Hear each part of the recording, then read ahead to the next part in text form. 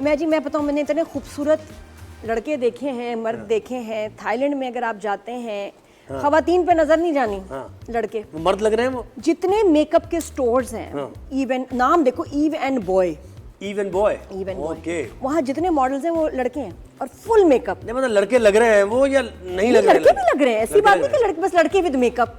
और जो हमें बेच रहे थे वो भी लड़के थे। क्यों ऐसा क्यों है? थाईलैंड में है कि सिंगापुर, कोरिया, वियतनाम, यहाँ जो है ना लड़के बहुत ज्यादा मेकअप, एक तो मेकअप, दूसरा ये एस्थेटिक्स प्रोसीजर्स इतने सारे लड़के करा। मैं कह रहा हूँ सिंगापुर की लड़कियां यहाँ आ जाए, यहाँ जरूरत है। और खूबसूरत तरीन, क्योंकि इतने परफेक्ट ज्यादा होते हैं। अच्छा, लड़कियां शादी काम कर रही हैं, ये वो, ये उनको कोई नहीं, अपने अपना प्रैक्टिकल।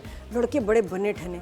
तो मैंने कहा वो अजीब सा लगा। कितने भी इश्तेहार हैं या होर्डिंग्स हैं या आपके चल रहे हैं ना, क्लिप्स वगैरह चल रही होती है स्क्रीन पे, मेकअप, स्किन केयर सिर्फ लड़के एंडोर्स कर रहे हैं। मैं कहा लड़कियों को काम ही नहीं वहाँ मिल रहा।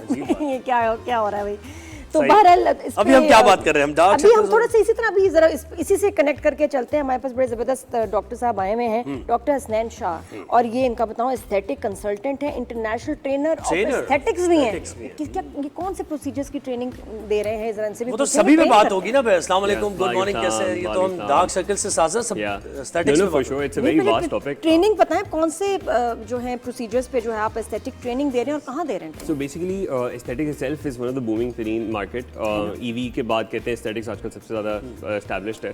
सो everybody wants to get into aesthetics. सबको यही है कि एमबीबीएस किया, एस्थेटिक्स के अंदर आ गए। प्लास्टिक सर्जन्स होते थे ना, भी प्लास्टिक सर्जन एस्थेटिक्स कर रहे थे। तो आपको कोर डर्मेटोलॉजी या प्लास्टिक ज़रूरी होती थी।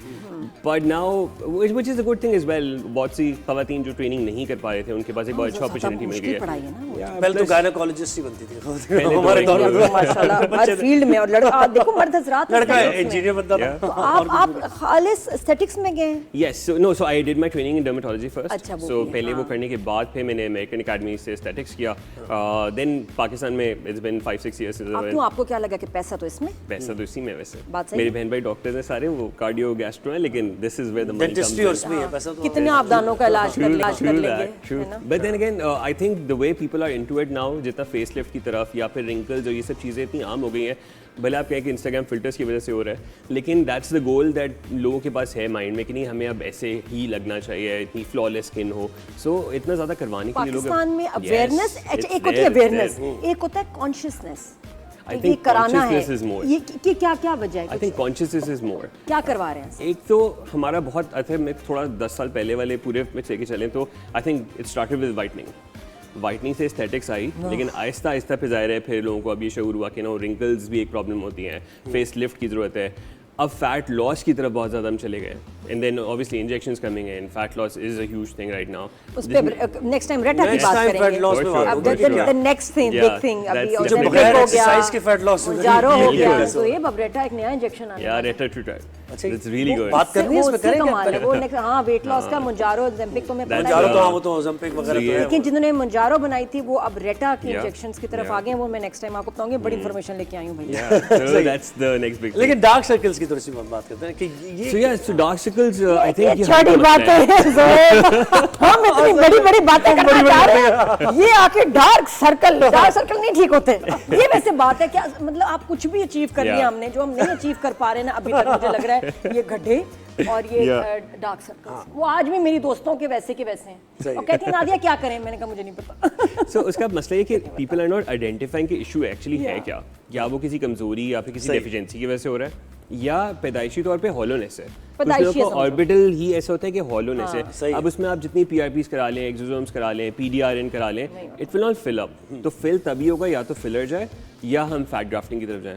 बट देन ये दोनों चीज़ें ऐसी हैं जिसमें लोगों का ना फिर एक बहुत ज़्यादा एक ट्रस्ट इशू आ जाता है कि, और दूसरा फिर ये ज़ाहिर है बहुत से हम केसेस भी देखते हैं जिसमें चीज़ें ख़राब भी हुई हुई हैं in the past years and years, because aesthetics itself is still a very developing field. It's all that developed or maybe इतना बड़ा ये पिछले 10 साल के अंदर है। सो ज़ाहिर है कुछ एक गलती हो जाए आपका फेस खराब हो जाता है। मैं तो देखे भी हैं यहाँ ऊंची नीचे हो जाता है गड़बड़, बहुत ज़्यादा हो जाता है।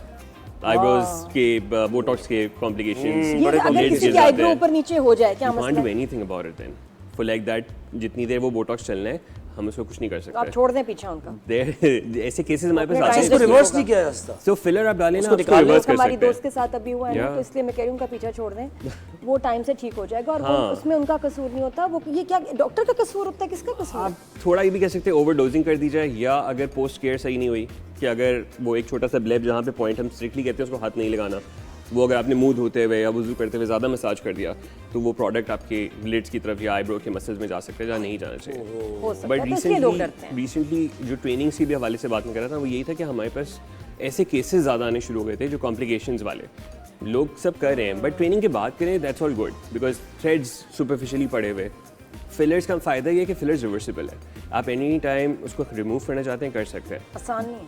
लेकिन बोटॉक्स को आप रिवर्स ही नहीं कर सकते। अच्छा, उसको रिमूव करने में अपना फैट भी चला जाता है कभी कभी? जाता है, बिल्कुल जाता है। एट्रोफी है, जैसे अंडर आई या कहीं भी आप अगर हाइलोनिडेज देंगे, हाँ बिल्कुल एक जाएगा। दफा जिंदगी में कराए, कानों को हाथ लगाया है फिलर एक दफा, और वो भी क्योंकि PR वीडियो थी दुबई में, करवाया, इतना बुरा रिजल्ट, फिर उसको निकलवाया तो जो अपना अच्छा खासा आंखों का फैट था वो भी चला गया। And that's not replaceable.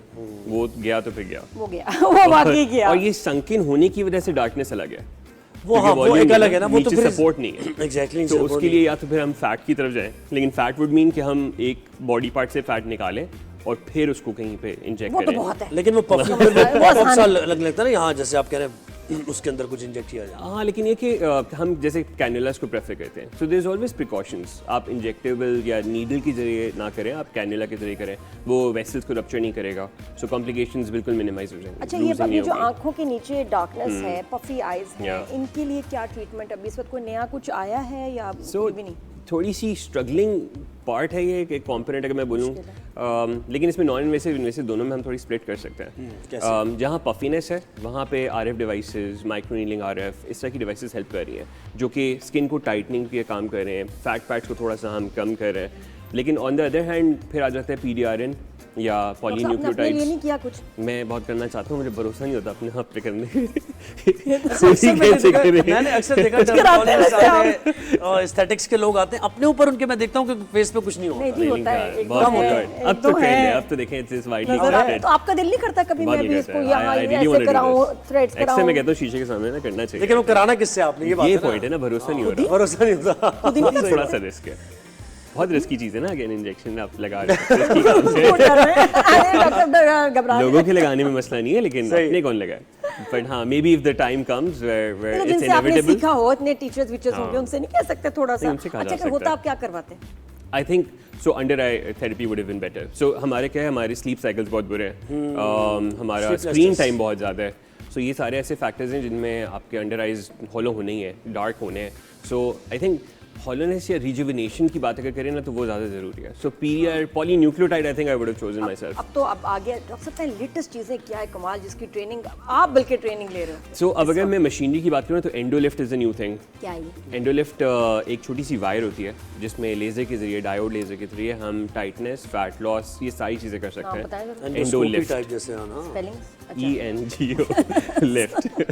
ये मेरी आदत बचपन की है, कुछ पूछती हूँ स्पेलिंग प्रोनाउंस कैसे करेंगे, मेरी आदत है। सो उसका फ़ायदा ये कि जैसे बाकी जितनी चीज़ें हैं उसमें हम कोई ना कोई प्रोडक्ट अंदर डाल के छोड़ रहे हैं। हम थ्रेड डाल रहे हैं तो थ्रेड अंदर रहेगा, फिलर डाल रहे हैं तो फिलर अंदर रहेगा। एंडोलिफ्ट इज समथिंग जिसमें हम एक हीट का मैकेनिज्म को यूज़ करते हुए, लेज़र है, लेज़र के जरिए, डायोड लेज़र है, लेकिन एक फाइबर ऑप्टिक वायर के थ्रू है। So it's very safe. एक बहुत छोटा सा जैसे एक डॉट होता है उसके थ्रू आप पूरा फेस कवर कर सकते हैं। It's a very long wire, so it's a new thing. जो रेड लाइट आ रही है अंदर, तो उसे लिफ्ट करते थे आप। अच्छा, वो आप वीडियोस देख रहे होंगे कि जिसमें एक ऐसे धागा सा चल रहा है और एक रेड लाइट उसके साथ ना, अंदर जैसे ट्रैफिक लाइट नहीं होती, वो लाइट और उसको देख के डर लगता है भाई। हाँ, लेकिन वो बिल्कुल पेनलेस प्रोसीजर है। ये स्किन को लिफ्ट भी कर रहा है, फैट को मेल्ट भी कर रहा है और स्किन टाइटनिंग पे ज्यादा काम कर रहा है। फ्रीज कर रहा है कुछ अंदर, कुछ चीज के हीट के जरिए, हीट और समझे मेल्टिंग के जरिए, तो ज़ाहिर है जो लेयर्स होंगी अंदर जाती है, अंदर एक छोटी सी वायर है, फाइबर ऑप्टिक वायर है, जो हमारी जैसे इंटरनेट की वायर होती है, या एक ही होल से जाती है, एक ही होल से you can cover the whole face. So that's really good और पेनलेस है ना। यहाँ पे हम लोकल देके एंटर करते हैं and then you don't feel anything throughout the procedure. It's very comfortable. And what's happening inside? आपने बताया कि फैट कम हो रहा है, टाइटनिंग हो रही है। हमारा पर्पस हमें पता होगा, कहीं हमें फैट कम करना है तो हम उसकी इंटेंसिटीज अकॉर्डिंगली सेट करेंगे।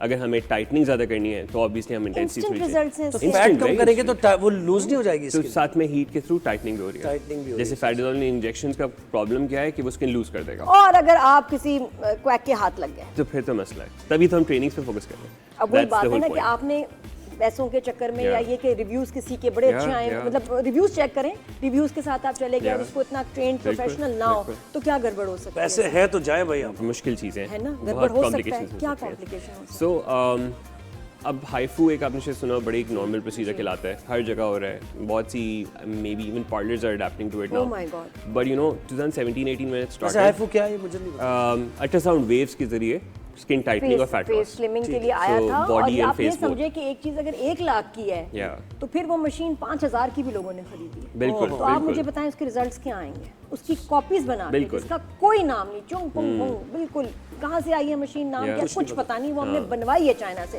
तो चाइना से जो उन्होंने बनवाया इतनी सस्ती मशीन और फिर यहाँ बड़े महंगे महंगे आईफू ट्रीटमेंट्स बेचे विद नो रिजल्ट्स। या दैट्स द होल प्रॉब्लम, जिसकी वजह से एक बहुत अच्छा प्रोसीजर मैं कहूँगा थोड़ा सा बदनाम हो गया। बिल्कुल हुआ है, क्योंकि यहाँ तो इंटरनेशनली बहुत ही ज्यादा। आप ठीक है यूएस मशीन यूज़ ना करें, कोरियन मशीन यूज़ करें, they are really effective and instantly भी आपको 40% रिजल्ट फॉरन जिस मशीन का जिस गली का नाम ना हो ना वहाँ नहीं जाना। हाँ that's true, I would agree. Chinese एक है, मैं सबसे पहले कहती हूँ आप जाएं पूछे कौन सी मशीन, सुप्रानो आइस है, ओरिजिनल सुप्रानो आइस है या चाइना में उसकी को बनाई है उसकी कॉपी नहीं, जिसका नाम नहीं है मशीन का, जो नोन नहीं है नहीं उसे ट्रीट। जैसे बिजनेस कर ले आप भी ऐसे, ये तो आपको सब पता है। मुझे बड़ी हाय मुझे तुम फ्रीक्वेंसीज पूछ लो, डियोड लेजर सारे लेजर सब। मुझे एक बार बड़ा शौक था मतलब एक बार यहाँ जब खास तौर पे दुनिया में मैंने इंतजार किया सारी जिंदगी पेनलेस कूलिंग लेजर आएगा, एक दिन आएगा और वो एक दिन आया। सुप्रानो आइस आई मशीन, उफ इट वाज गेम चेंजर।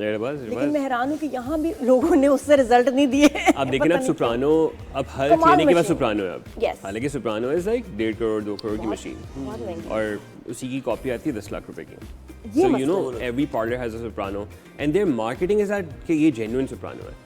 तो मैं कहता हूँ बता के तो एटलीस्ट करें ना, मतलब, और क्योंकि जिन लोगों ने इन्वेस्ट किया हुआ पैसा उस पे, फिर वो कहते हैं रिजल्ट्स नहीं है। मैं 4 सेशन कराए थे दुबई में, 5000 दिरहम का एक सेशन में जमा किए पैसे इस काम के लिए। उसके बाद से लेके आज तक कभी कोई सेशन कराने की जरूरत नहीं पड़ी। तो दैट वाज द थिंग। हाँ मैं मुझे था बड़ा ये हेयर वेयर का सॉरी मसला मुझे, लेकिन इंतजार किया मशीन का। मैं बता रही हूँ 4 से 5 सेशंस जिंदगी में कभी फिर बाल नहीं। गोल्ड स्टैंडर्ड ट्रीटमेंट है। और अब मैं देखिए लोग कह रहे हैं कि हम 12-12 सेशंस करा रहे हैं उसी मशीन से, ना दी हमारे तो रिजल्ट नहीं आ रहे, तो वो मशीन जेन्युइन नहीं है, वरना उससे अच्छे रिजल्ट अच्छा इतनी बातें कर रहे तो फिर हाँ डार्क सर्कल्स का क्या है? बात वही है कि जी धनिया हरी मिर्चें हैं तो फिर वो जरा डार्क सर्कल्स का क्या है? अदरक लहसुन पे बात कर लो। सो डार्क सर्कल्स में सिंपल थोड़ा सा बात करते हैं। हाँ सिंपल बात है अगर हॉलोनेस है तो उसमें हम फिलर या फैट ग्राफ्टिंग करें, अगर हॉलोनेस या गहराई नहीं है तो फिर पीआरपी इजीएस्ट है, बट टाइम बहुत लेगा, सेशंस बहुत लेगा। पीडीआरएन और polynucleotides, these are the new game changers, very safe, combined with hyaluronic acid बहुत अच्छा रिजल्ट देते हैं। बट क्या है कि 3 सेशन बेस्ड है, इसमें फिर लोग सोचते हैं कि 1 ml फिलर कराया जाए या 3 सेशन उसके कराएं, तो पर सेशन क्या cost is? This variability in the market, so anywhere between 25 to 50,000 depending on the product जो यूज हो रहा है। अगेन प्रोडक्ट में वही बात है, कोरियन है, यूएस है, दोनों किस्म ये के भी ऑफर होते हैं। हमें चॉइस मिलती है कि जी यूएस का चाहिए प्रोडक्ट, कोरिया का या चाइना का। बिल्कुल। तो अब ये कौन सा बेस्ट होता है? सो चाइना तो हम ज्यादा वाउच नहीं करते हम, क्योंकि गारंटी नहीं है, प्लस रूट ऑफ चैनल को आप नहीं प्लान कर सकते कि वो किस स्टोरेज के साथ वो यहाँ पहुंचा है, कितनी देर वो पोर्ट पे फंसा रहा है। जैसे बात अभी थोड़ी देर पहले हुई थी कि बोटॉक्स में ये मसला आया, सिमिलरली इसमें भी यही है कि Korean products are coming through genuine distributors.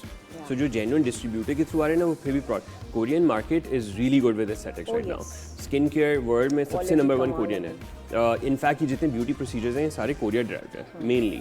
US again it's a brand, बहुत से ऐसे लोगों ने चाइनीज कोरियन बता के लगा दिया क्या इसमें से, तो इतना अवेयर है खवातीन। So this you need to जज, ये आपको जज करना है कि आप कहाँ पे बैठे हुए हैं और किससे करवा रहे हैं। लोग तो चेक भी नहीं करते क्या लगाया है, यही मैं कह रहा हूं, डॉक्टर्स हैं दिखाते हैं आपको बस आवाज एक कुछ चीज खुली है और आपको लगा दी, आप कैसे लगवा रहे हैं? आप चेक करें, मैं तो कहती हूं बारकोड स्कैन करें उसका, करना चाहिए, बिल्कुल करना चाहिए। अपने इनफैक्ट पेशेंट्स को हम भी अवेयरनेस देते हैं कि अगर हम आपके अंदर थ्रेड डाल रहे हैं तो you need to see this, also count them out कि मैंने कितने डाले हैं। मैं बोल दूं मैंने 6 डाले मैंने तैयार हो, बट अच्छा मुझे बताएं डॉक्टर साहब, पाकिस्तान में कितना इस पे चेक इन बैलेंस रेगुलेशन है ऑन एस्थेटिशियंस जो ये प्रोसीजर्स कर रहे हैं? इन प्रोसीजर्स का अगर गलत हो जाना तो क्या आप एक्शन ले सकते हैं? और आपके ख्याल में कितने लोग हैं जो इस वक्त गलत प्रैक्टिस कर रहे हैं? I would say there is a, हमारी हेल्थ कमीशन अब बहुत काम कर रही है इस पे।